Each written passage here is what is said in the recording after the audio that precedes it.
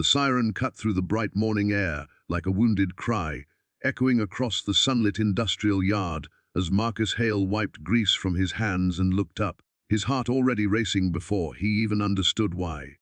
The ambulance had stalled right outside the garage gate, steam hissing from its hood, the back doors rattling with every second that passed.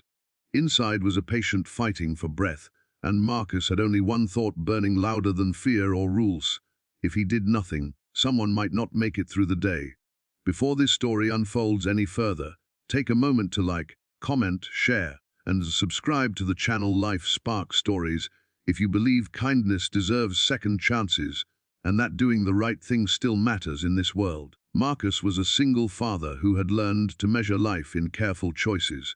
Every morning sunlight spilled through the cracked kitchen window as he packed lunch for his 8-year-old son, Noah, promising silently that he would never let the boy feel abandoned. His job as a senior mechanic at a private vehicle plant paid just enough to keep food on the table, and every extra shift meant shoes that fit Noah's growing feet. That morning had been like any other. Blue skies overhead, machines humming steadily, when fate arrived on flashing lights and screeching brakes. Company policy was clear and unforgiving.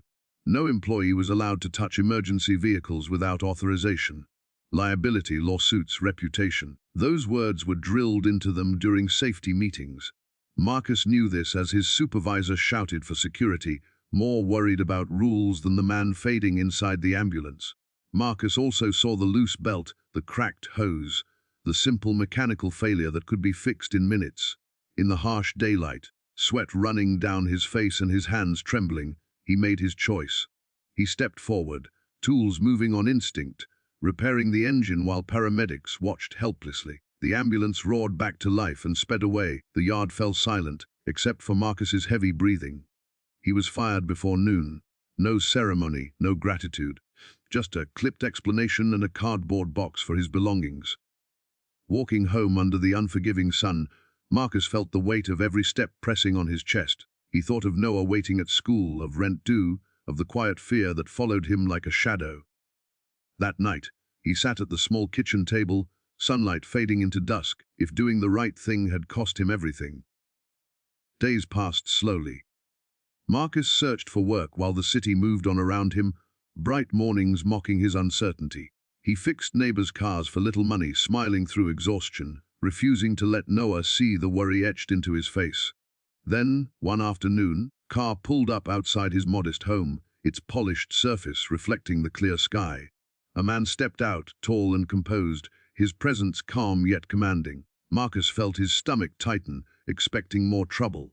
What Marcus did not know was that the patient in the ambulance had been Adrian Kessler, reclusive CEO of a global car manufacturing company, known for ruthless efficiency and little patience for excuses, had survived the day because the ambulance arrived on time.